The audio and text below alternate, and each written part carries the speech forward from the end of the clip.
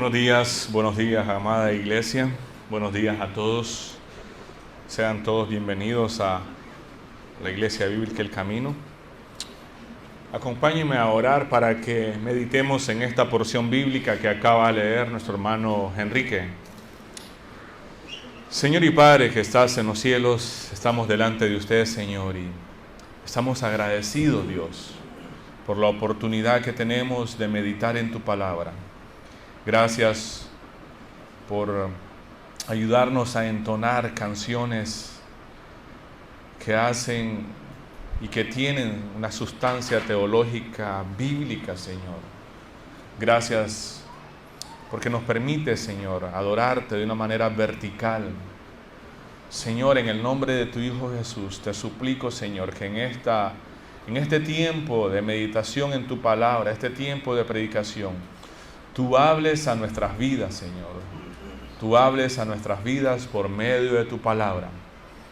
Que yo pueda predicar, Señor, con precisión lo que tu palabra enseña. Y que mis hermanos y que todos los que estemos acá puedan ser instruidos, edificados y corregidos por lo que tu palabra enseña.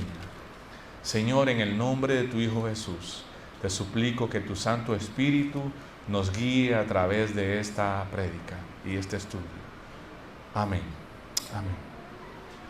Estoy muy contento por lo que el Señor está haciendo en nuestras vidas, está haciendo en nosotros como iglesia.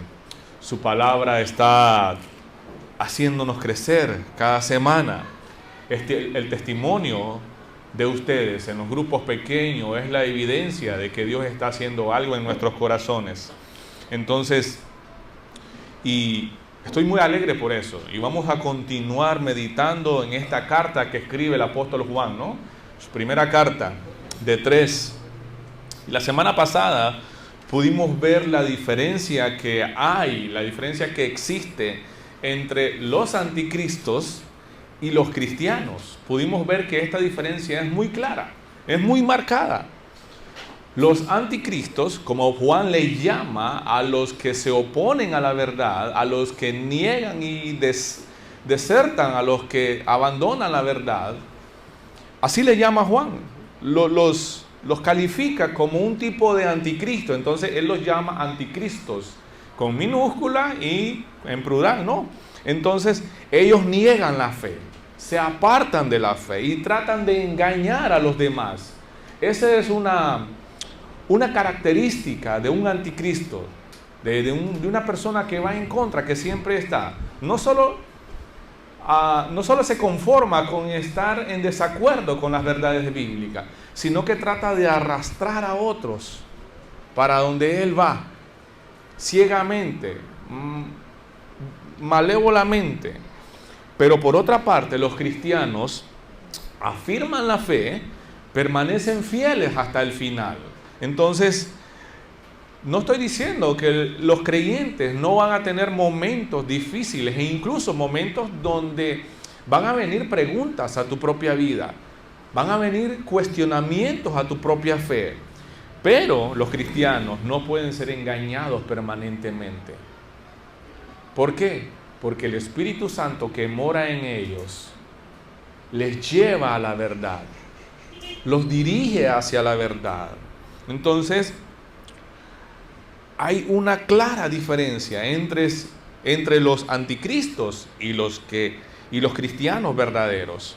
Hoy vamos a llegar, o estamos llegando al capítulo número 3, y vamos a tratar de avanzar por los primeros 12 versículos. No sé si voy a lograr a la meta, que es avanzar por los 12 versículos, porque aquí, esta porción bíblica, en los primeros 12 versículos, hay una inmensa cantidad, o por así decirlo, estos 12 versículos son ricos en contenido teológico. Entonces, vamos a tratar de avanzar, pero si no se frustre. Vamos a continuar avanzando poco a poco. Miremos entonces algunas verdades de las que Dios nos quiere enseñar esta mañana. Y ustedes ya leímos junto con nuestro hermano Enrique, versículo 1 hasta el 12. Y quiero darles dos verdades acá. La primera es que el amor de Dios es un amor que transforma. Miremos el versículo 1 y 2 de la primera carta, ¿verdad? Ahí donde vamos a estar meditando. Miren, con cuánto amor nos ama nuestro Padre que nos llama a sus hijos. Y eso es lo que somos. Pero la gente de este mundo no reconoce que somos hijos de Dios porque no le conocen a Él. Queridos amigos, ya somos hijos de Dios, pero Él todavía no nos ha mostrado lo que seremos cuando Cristo venga. Pero sí sabemos que seremos como Él, porque lo veremos tal como Él es.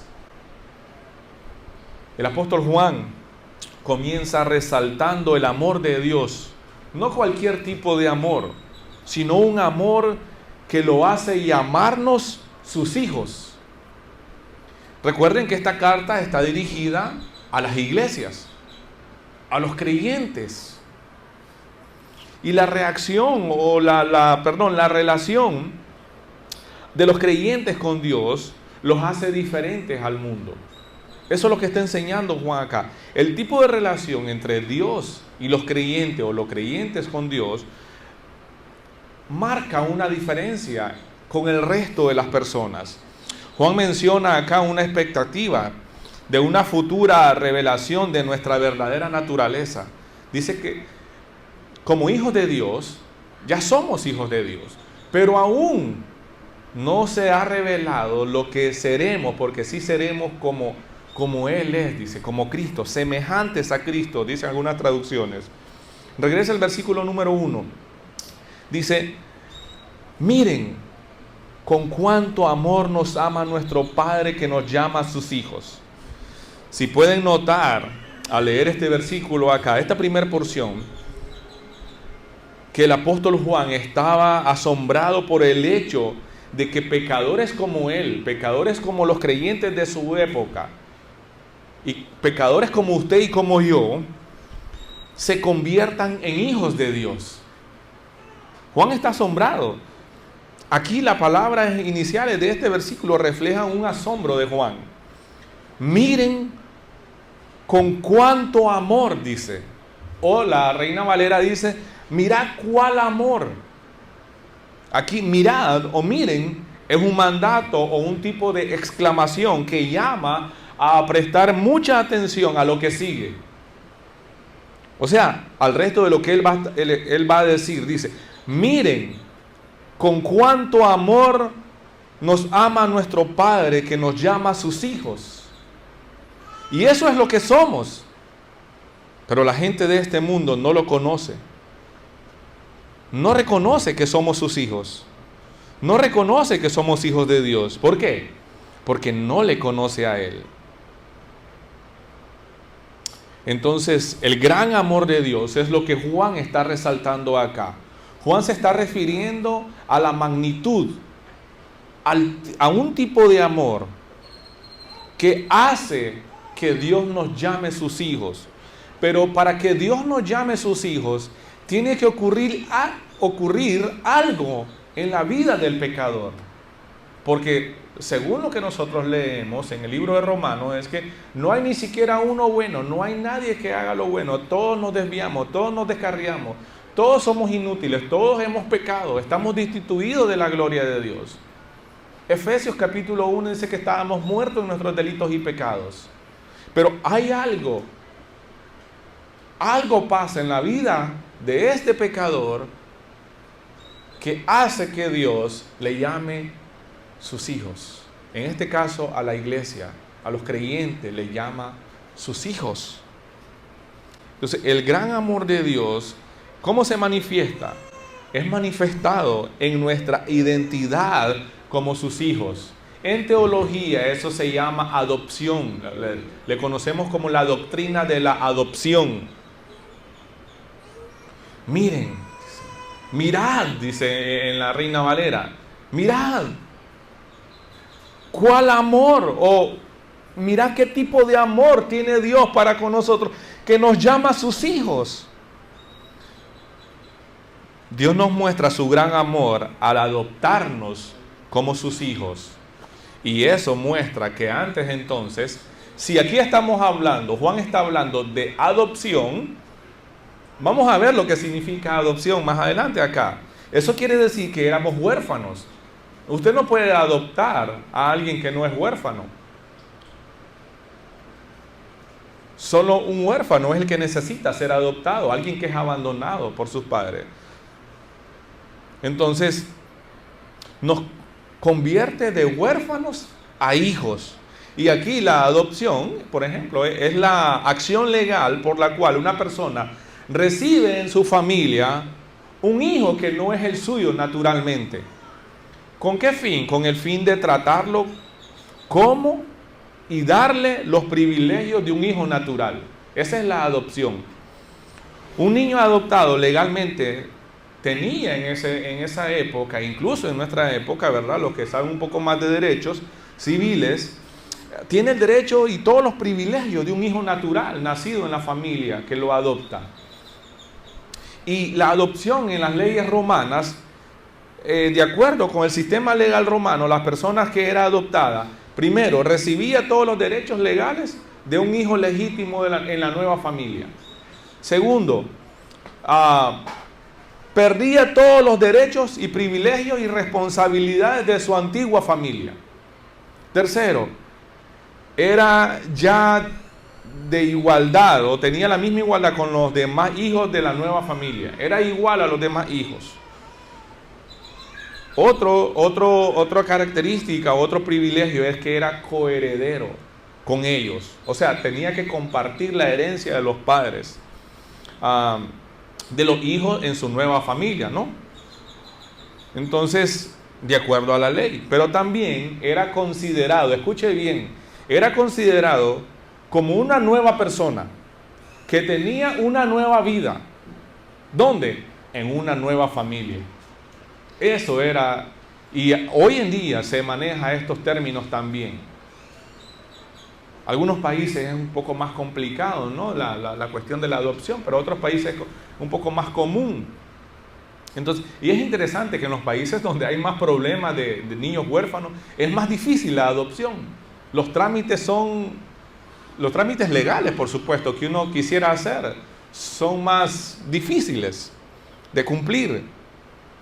Otra cosa interesante y maravillosa acá es sobre la ley romana era que la vida vieja o la vieja vida del hijo adoptado era completamente enterrada. ¿Qué significa todo eso? Todas sus deudas eran canceladas. Todas sus deudas eran canceladas. Algunos de ustedes quizás quiere que lo adopten, ¿verdad? Con no sé si tienen deudas, pero hablando de eso en términos espirituales y hablando en términos terrenales también, si alguien era adoptado, sus deudas eran canceladas. Su pasado ahora no tenía nada que ver con él. El nuevo hijo pasaba a una nueva relación con una nueva familia, con una nueva identidad. De eso está hablando Juan acá. Juan dice, miren con cuánto amor nos llama nuestro Padre, que nos ama, que nos llama sus hijos. Juan está hablando, el contexto es la adopción. En el Antiguo Testamento, hablando un poco más de la adopción, Dios adoptó a los hijos de Israel, a los descendientes pues de Jacob, como su pueblo único. Él los adoptó como su pueblo único. Disfrutaron de una relación personal y especial como pueblo escogido de Dios. Ellos eran el pueblo de Dios por adopción. Escuche lo que dice Romanos 9:4. Ellos son el pueblo de Israel, elegidos para ser los hijos adoptivos de Dios. Él les reveló su gloria, hizo pactos con ellos y les entregó su ley. Les dio el privilegio de adoptarlo y de recibir sus promesas maravillosas. Eso hizo Dios con un pueblo descendiente de Jacob, con el pueblo de Israel. ¿Y por qué escogió Dios a Israel y no a Babilonia? ¿Por qué Dios escogió a Israel y no a Egipto? ¿Por qué Dios escogió a Israel y no a Asiria? ¿Por qué? Estos pueblos eran mucho más grandes, eran más poderosos que Israel. Bueno, Deuteronomio capítulo 7, versículo 6 al 8, nos dice por qué. Yo creo que vayan ahí a Deuteronomio, que es el quinto libro del Pentateuco, ¿no? Deuteronomio 7:6. Escuche bien lo que dice.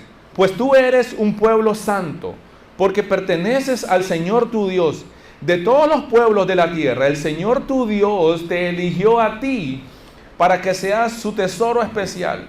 El Señor no te dio su amor ni te eligió porque eras una nación más numerosa que las otras naciones, pues tú eras la más pequeña de todas. Más bien fue sencillamente porque el Señor te ama y estaba cumpliendo el juramento que les hizo o que les había hecho a tus antepasados. Por eso te rescató con mano poderosa de la esclavitud y de la mano opresiva del faraón rey de Egipto. Ahí está. Esta porción de Deuteronomio nos dice que fue un acto de gracia, un acto soberano de Dios. Dios escogió a Israel como un acto de amor. Y eso es lo que Juan está diciéndonos a nosotros ya en el Nuevo Testamento. Que debido al gran amor de Dios, nos llama sus hijos, nos adopta como sus hijos. Entonces, esto es en cuanto al pueblo étnico de Israel, ¿no? Pero si usted lee los versículos 25 y 26 de Romanos, usted se va a dar cuenta que la gracia de Dios alcanza a los gentiles también, a los que no son judíos, como raza étnica, como pueblo étnico, a los que no somos judíos. Ahora, en el Nuevo Testamento, el apóstol Pablo nos dice que el Espíritu Santo es el testimonio de nuestra adopción en la familia de Dios. Escuche lo que dice Romanos 8, 14 al 17. Pues todos los que son guiados por el Espíritu de Dios son hijos de Dios. Y ustedes no han recibido un espíritu que los esclavice al miedo. En cambio, recibieron el Espíritu de Dios cuando Él los adoptó como sus propios hijos. Ahora lo llamamos Abba Padre, pues su Espíritu se une a nuestro espíritu para confirmar que somos sus hijos, que somos hijos de Dios. Así que como sus hijos también somos sus herederos. De hecho, somos herederos junto con Cristo de la gloria de Dios. Pero si vamos a participar de su gloria, también debemos participar de sus sufrimientos. Entonces, este es otro principio. La adopción es una acción legal de posición. No es que si me siento o no me siento hijo, es una verdad de posición. Eso es lo que dice. Esto no es lo mismo que la regeneración. La regeneración es el cambio que Dios hace, es el nuevo nacimiento que Dios hace, la transformación que Dios hace internamente en el corazón del ser humano. Cuando el ser humano cree, ¿no? Pero por supuesto, hay algo en teología que se llama que la regeneración es mucho antes que la fe, en términos de cronológicos por posición o por momentáneamente, ahí en un término de milisegundos, si le podemos llamar. Pero la adopción no es igual a la regeneración. La regeneración es el cambio que Dios hace, pero la adopción es Dios aceptándonos. Por eso, cuando vaya a evangelizar a alguien, no le diga, por favor, ¿quiere aceptar a Cristo? Porque no es usted el que va a aceptar a Cristo. Es Él el que te tiene que aceptar, es Él el que te tiene que recibir. Y solo te va a recibir cuando vengas con humildad, en arrepentimiento y fe. Tristemente, en nuestro contexto evangélico, todos creen que yo debo aceptar a Cristo. Pero es Él el que nos tiene que aceptar a nosotros. Entonces, la adopción es una acción legal de posición. Nos coloca en una relación correcta. El hijo que era huérfano, el muchacho que andaba ahí en las calles de la ciudad buscando comida en los basureros, ya no anda más en las calles. buscando comida en el basurero, pidiendo dinero para poder comer. Ahora es colocado bajo un nuevo techo, en una nueva familia.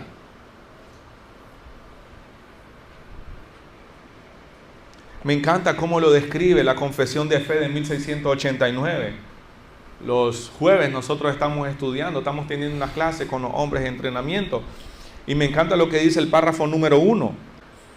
Escuche lo que dice el párrafo número 1 de esta Confesión de Fe. A todos aquellos que son justificados, perdonados pues,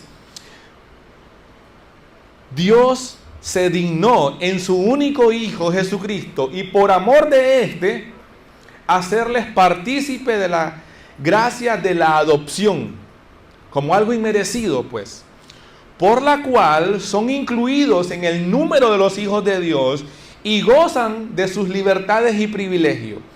Tienen su nombre escrito sobre ellos. Reciben el espíritu de adopción. Tienen acceso al trono de la gracia con confianza. Se les capacita para clamar, Abba Padre. Se les compadece, se les protege, provee y corrige como un padre. Pero nunca, escuche bien, nunca se les desecha, sino que son sellados para el día de la redención y heredarán las promesas como herederos de la salvación eterna. Me encanta cómo lo describe esta confesión acá. Y entonces usted debiera preguntarse, ¿cómo me hice parte de la familia de Dios? Si usted es un creyente, ¿cómo se hizo parte de la familia de Dios? ¿Cómo fue?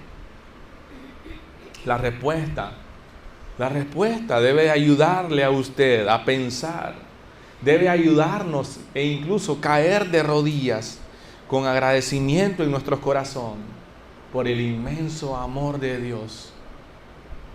Y eso es exactamente lo que Juan quería para los creyentes a quienes está dirigiendo la carta. Ese es el propósito de Dios para nosotros hoy, que tengamos en cuenta quiénes somos en Cristo. Quiénes somos debido al inmenso amor de Dios. No hay duda, dice Juan.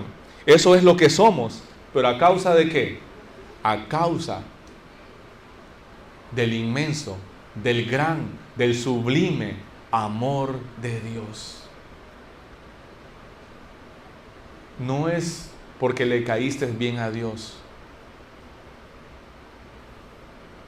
No es por eso. No es por eso. Es debido al inmenso amor de Dios. Miren, con cuánto amor, la calidad, el tipo de amor nos ama nuestro Padre que nos llama sus hijos. Los hijos de Dios perseveran con esperanza para ser transformados hasta llegar a ser como Cristo. Juan está hablando acá, Juan está haciendo un llamado a los creyentes, a los quienes dirige la carta, a recordar, a no olvidar la identidad que tenemos en Cristo. Pero también el versículo número 2 dice: queridos amigos, ya somos hijos de Dios, pero Él todavía no nos ha mostrado lo que seremos cuando Cristo venga. Pero sí sabemos que seremos como Él, porque le veremos tal como Él es. Aquí Juan menciona una expectativa de una futura y definitiva naturaleza como hijos de Dios. Ya hemos sido regenerados. Ya hemos sido cambiados, ya hemos nacido de nuevo. El que es un hijo de Dios, la persona que es un hijo, una hija de Dios, ya ha nacido de nuevo. Es un hijo de Dios porque ha nacido de nuevo. Ha sido regenerado. Dios ha hecho un cambio interior en su corazón. Y el domingo pasado vimos las características, no voy a ahondar en eso.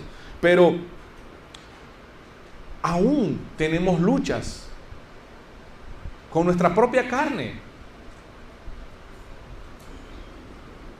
En teología se conoce que tenemos 3 enemigos: el mundo, el diablo y ¿qué más?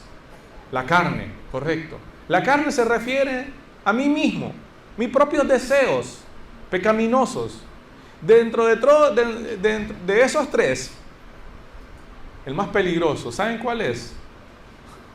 Yo mismo, usted mismo. Por eso es que usted es una persona peligrosa, incluso como creyente, sí. Y no se ofenda que yo dije, usted es una persona peligrosa. Sí, yo soy peligroso, usted es peligroso. Pastor, me dijo que soy peligrosa.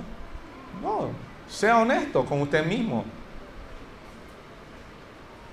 Porque luchamos aún. Y un día seremos semejantes a Cristo. Entonces, sí, tenemos lucha y todo. Ya hemos sido cambiados, pero no completamente. Pero un día sí seremos semejantes a Cristo, dice. No iguales en esencia, sino perfectos en santidad, perfectos en cuerpos glorificados. Será una transformación pura para poder adorar y glorificar a Dios de la manera que a Él le agrada completamente, de una manera gloriosa. Mire lo que dice Romanos capítulo 8, versículo 29. Romanos 8, 29.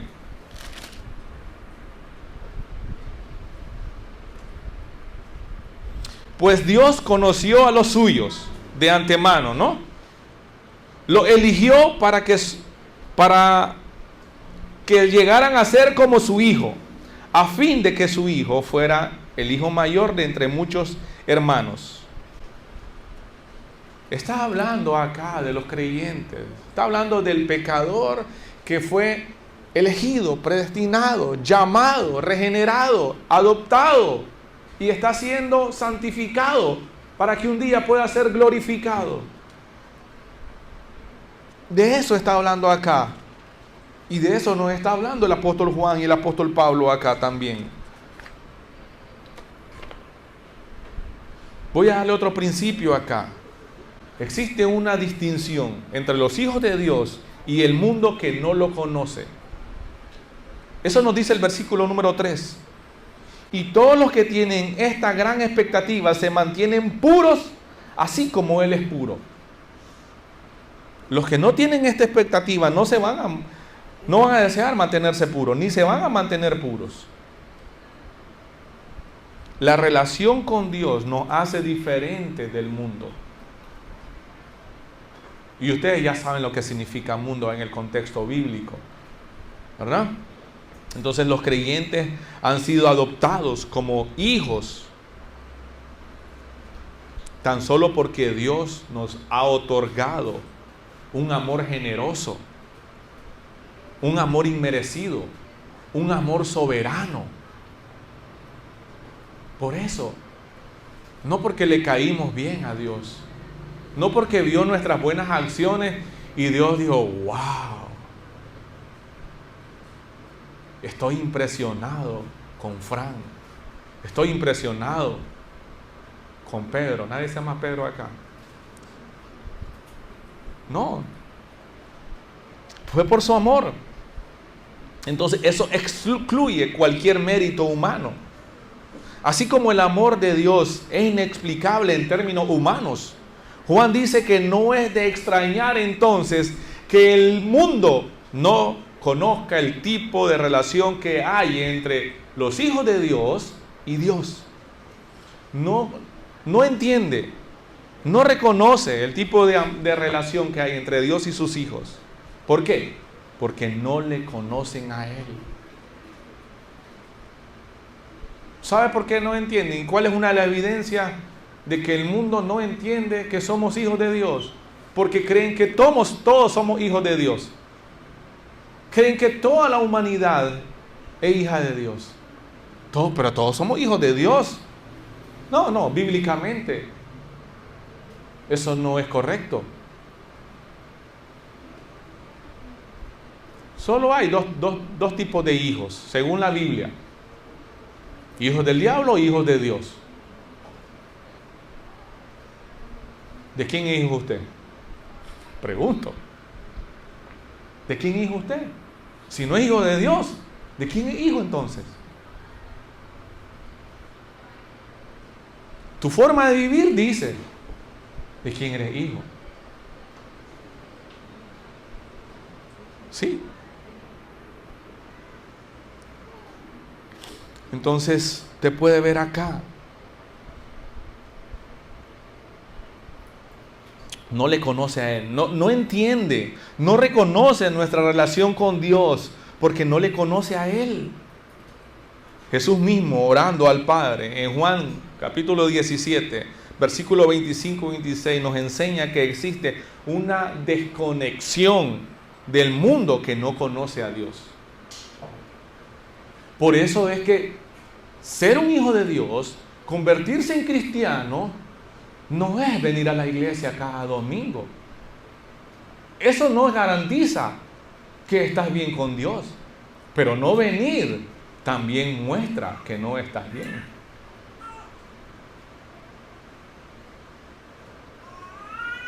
No eres cristiano porque participas de todos los cultos de la semana. Hay lugares donde cada día de la semana hay un tipo de actividad. Y la persona que va todos los días, los 7 días,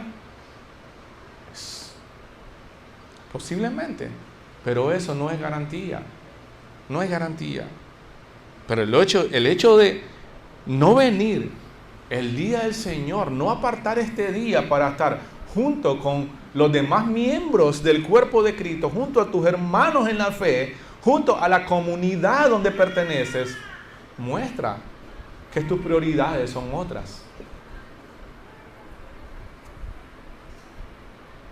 Usted puede anotar Juan 17, 25 al 26, no lo vamos a leer esta mañana, pero usted lo puede anotar ahí.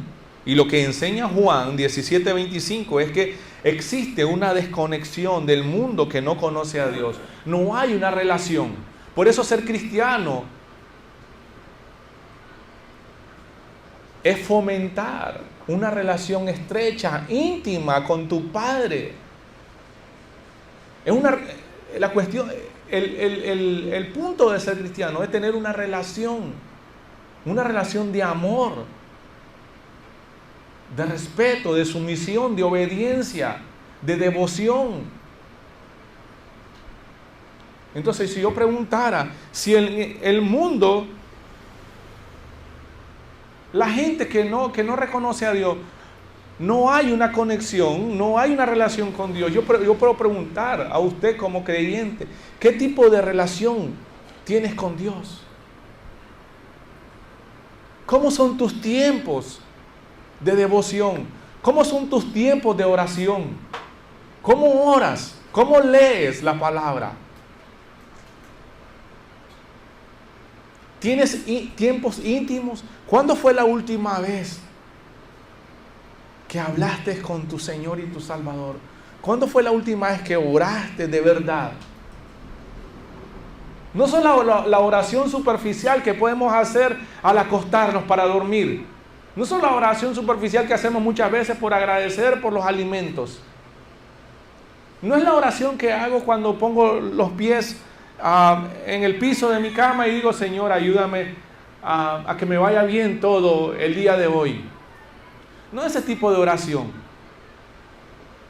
Estoy hablando cuando te quedaste ahí, en tu cuarto, solo, a solas, con tu Padre Celestial.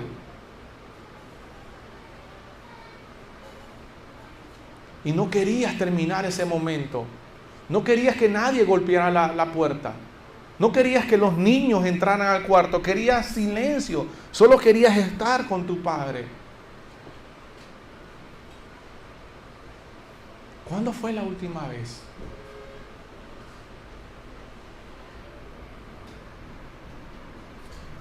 Algo que nos enseña este texto también es que los hijos de Dios practican la purificación. ¿Qué significa eso? Practican la santificación. ¿A causa de qué? A causa de la esperanza en Cristo. A causa de la esperanza, a causa de la promesa que tenemos, la promesa futura, o la promesa presente para el futuro, pues. Mire lo que dice el versículo 3. Todos los que tienen esta gran expectativa se mantienen puros, se mantienen algo constante, puros, así como Él es puro. ¿A quién se refiere? A Dios, a Cristo. Y ahora mire el versículo número 9, el 6 y el 9. Todo el que siga viviendo en Él no pecará, pero todo el que sigue pecando no lo conoce ni entiende quién es Él. Los que han nacido en la familia de Dios no se caracterizan por practicar el pecado, porque la vida de Dios está en ellos. Así que no pueden seguir pecando. ¿Por qué? Son hijos de Dios. Pastor, entonces la vida de un creyente es perfecta. Si yo peco, entonces quiere decir que no soy creyente. No se está refiriendo a eso y usted lo sabe. Un cristiano no se levanta cada mañana haciendo un plan para pecar. No practica el pecado. Puede cometer pecado. Cometer es como sin permiso. Esto no es un permiso. De vez en cuando puede caer en el pecado. Pero no permanece en el pecado. No hace planes para pecar. Busca cómo agradar a su Señor. Entonces los hijos de Dios, escúchenme, los hijos de Dios practican la purificación. Entonces yo no voy a esperar de alguien que no es hijo de Dios que practique la purificación, porque no tiene esperanza. No. Entonces no voy a esperar el comportamiento de un cabro que se comporte como una oveja. De alguien que no es cristiano no se puede esperar una actitud o un comportamiento cristiano. La Reina Valera dice: y todo aquel que tiene esta esperanza en Él se purifica a sí mismo, así como Él es puro. Aquellos que tienen entonces la esperanza en Cristo buscan la pureza como una respuesta a la esperanza de que un día se manifieste Cristo. Entonces los hijos de Dios saben, los hijos de Dios entienden la relación que hay entre el pecado y la ley. ¿Qué es eso? Transgresión. Transgresión. Transgresión. Romanos capítulo 3, versículo 20, así lo dice. Vaya conmigo a Romanos 3, 20.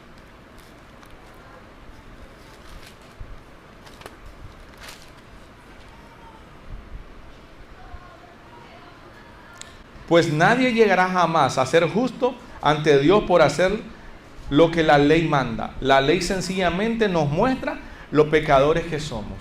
¿Sí? Algo básico en la vida de un cristiano es que ha entendido la relación que hay entre la ley y el pecado. ¿Qué hace la ley? Revela mi condición pecaminosa. Entonces sabe este creyente es que no va a continuar pecando porque sabe que va a estar violando la ley de Dios, ofendiendo a Dios. Entonces, una de las enseñanzas del Evangelio es que la ley nos revela que somos pecadores. Literalmente, pecado es errar o no dar en el blanco. Entonces, cuando entendemos esto a la luz del Evangelio, sabemos que pecar es transgredir, es ofender, es quebrantar la ley moral de Dios. Y eso, por supuesto, es ir en contra de Dios. Entonces no le llame bueno a lo que es malo.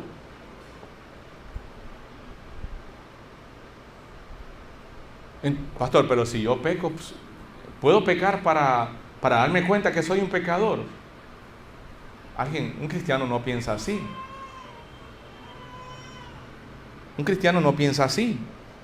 El pecado es asqueroso. El pecado es ofensivo para Dios. Por eso es condenable.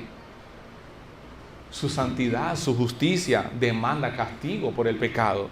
Entonces, el creyente entiende eso. El creyente ha entendido muy bien la relación que hay entre el pecado y la ley. ¿Cuál es el resultado? Transgresión. ¿Qué es lo que causa eso? Separación, desconexión.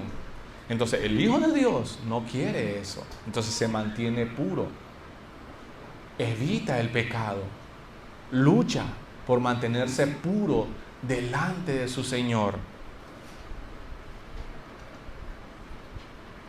Entonces cuando el pecador se da cuenta de eso, ¿cómo responde?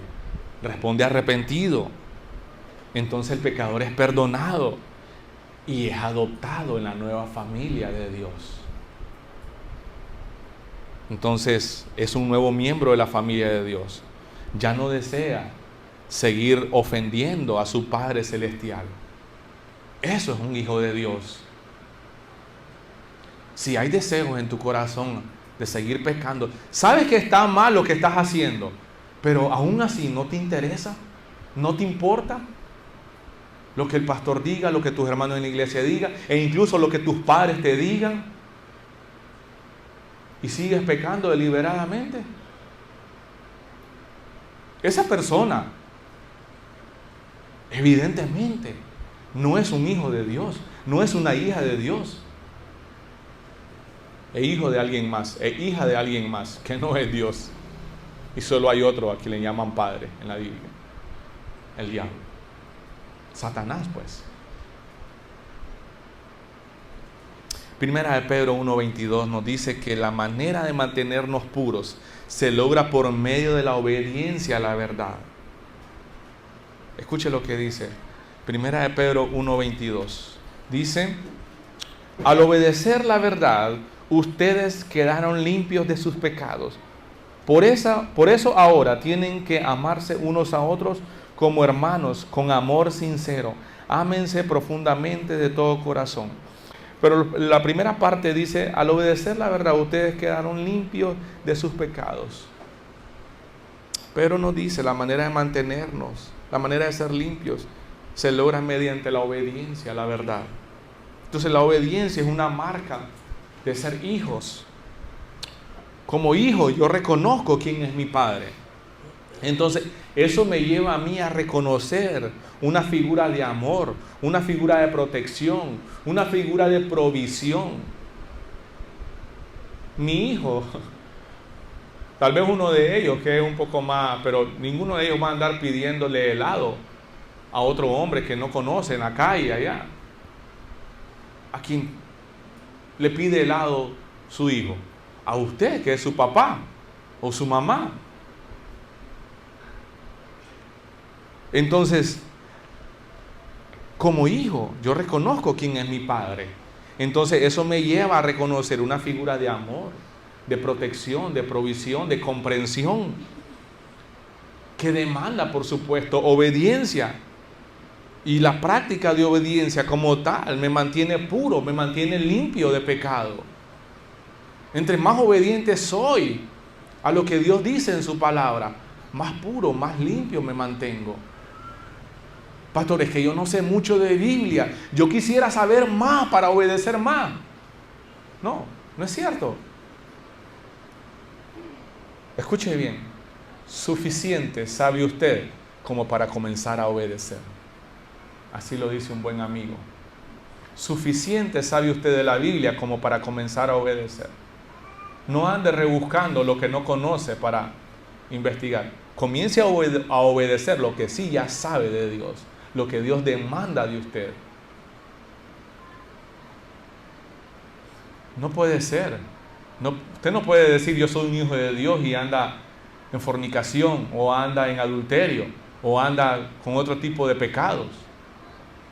Usted no puede decir soy un hijo de Dios, soy una hija de Dios. Usted no puede decir soy un hijo de Dios y no tiene ni una iglesia local. No existen los cristianos anónimos.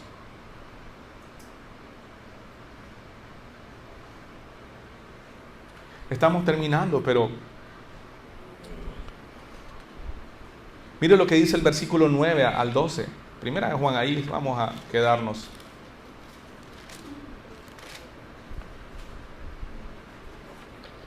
Los que han nacido en la familia de Dios no se caracterizan por practicar el pecado. O sea, los hijos de Dios no se caracterizan por andar planificando cómo pecar. No practican el pecado, porque la vida de Dios está en ellos.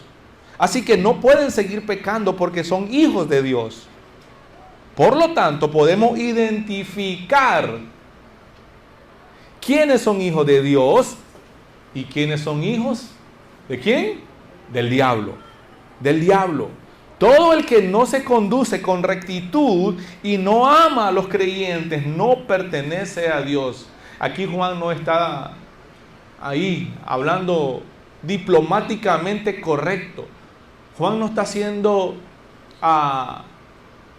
¿cómo le podemos decir? Ético. Aquí Juan está siendo firme. Juan está siendo recto. Juan está tirando una línea y dice, los que están a este lado son hijos de Dios. Los que están a este lado son hijos del diablo. Así dice Juan. Este es el mensaje que ustedes han oído desde el principio, que nos amemos unos a otros, dice. Eso muestra, el amor entre creyentes muestra, es una característica de los hijos de Dios. El mantenerse puro, el mantenerse en santidad, es una característica de los hijos de Dios. Eso es lo que nos está diciendo Juan.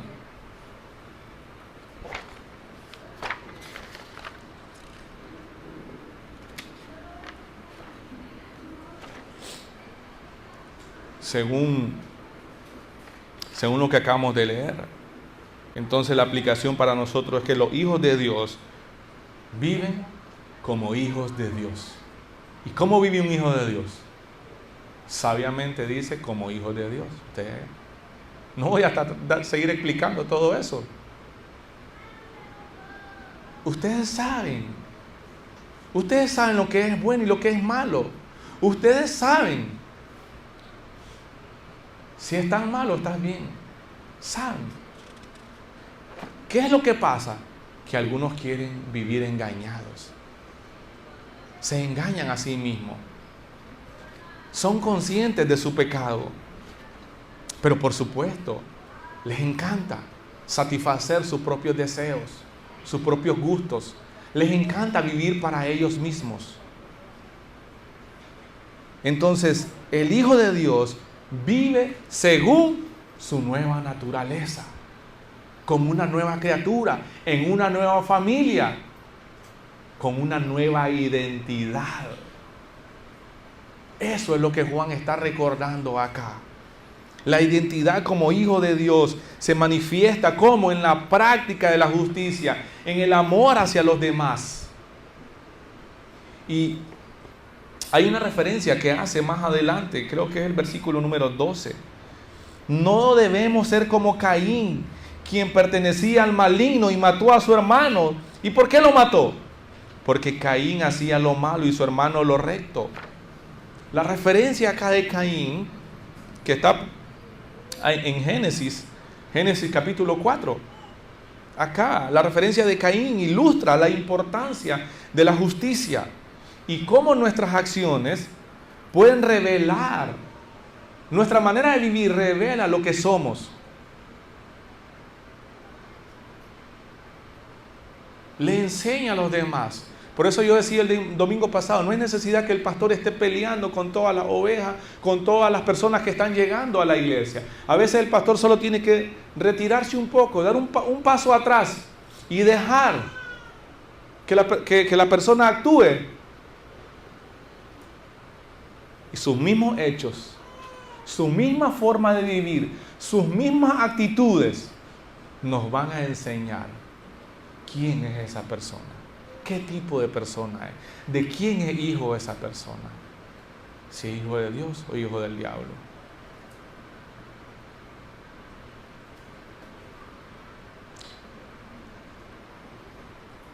Primera de Juan, en esta porción, acá destaca una relación transformadora que Dios hace a través de Cristo. Y la causa es su amor. Evidencia la práctica de la justicia y el amor entre los hijos de Dios. Entonces, Juan nos llama, nos anima a vivir conforme a la nueva naturaleza que hemos recibido en Cristo. La nueva naturaleza que recibimos como hijos de Dios. ¿No le asombra a usted que el creador del universo, el Dios omnipotente, poderoso, inmutable, santo, santo, santo, le diga: eres mi hijo, eres mi hija?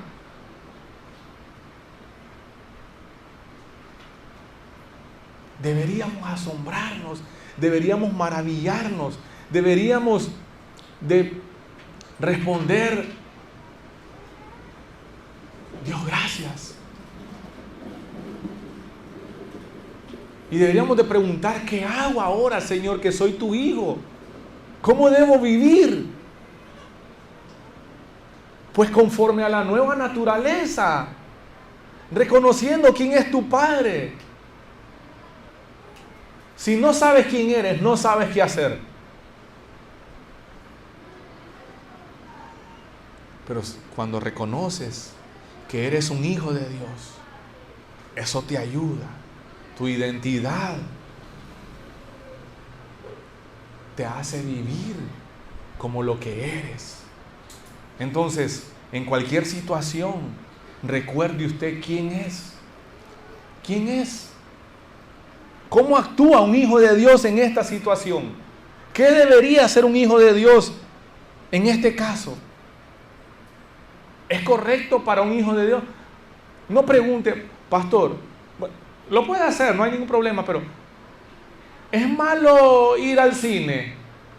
¿Es malo hacer tal cosa? Pregunte: ¿le agrada a Dios esto que voy a hacer? ¿Le agrada a Dios? ¿Estoy pecando con esto que hago?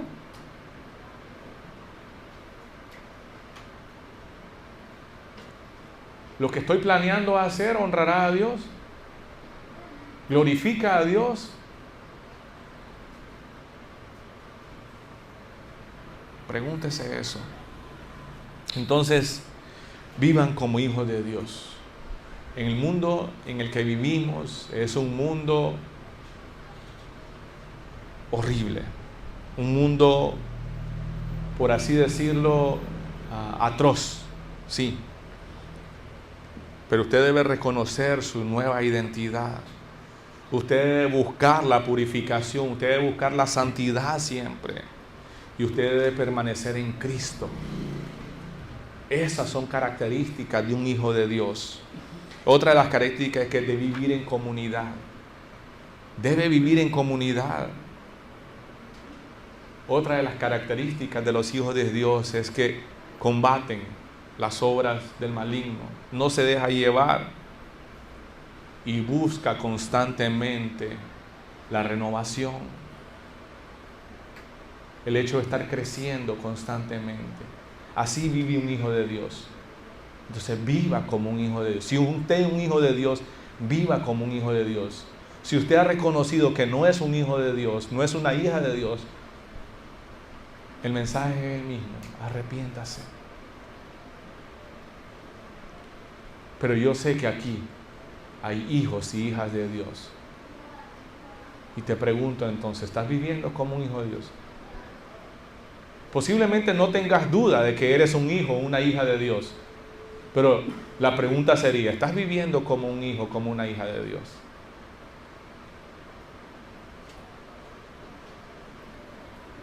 Si tienes un padre, Él es tu protector, Él es tu proveedor, Él es tu sustentador, Él es tu salvador.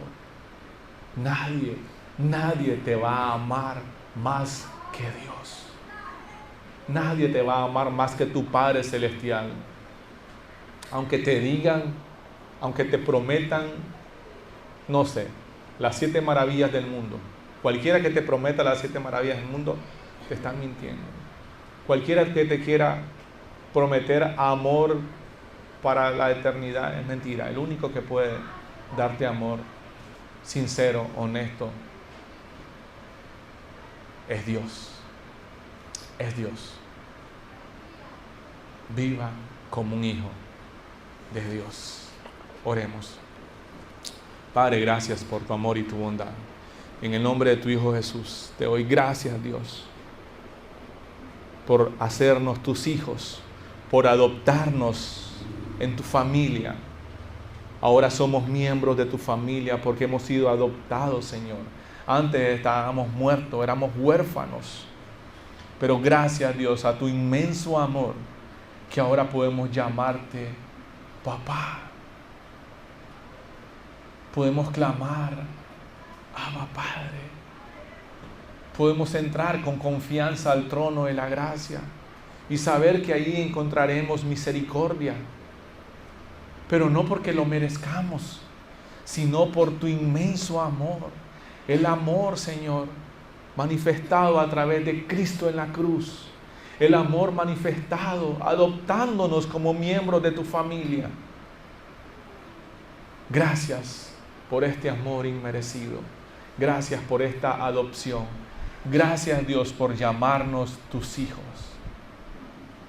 Ahora sabemos y recordamos que somos tus hijos. Ayúdanos a vivir, Señor, como tus hijos en este mundo caído. Te lo pedimos, Señor, en el nombre de tu Hijo Jesús. Amén. Que Dios les bendiga a todos. Amada iglesia, amados todos.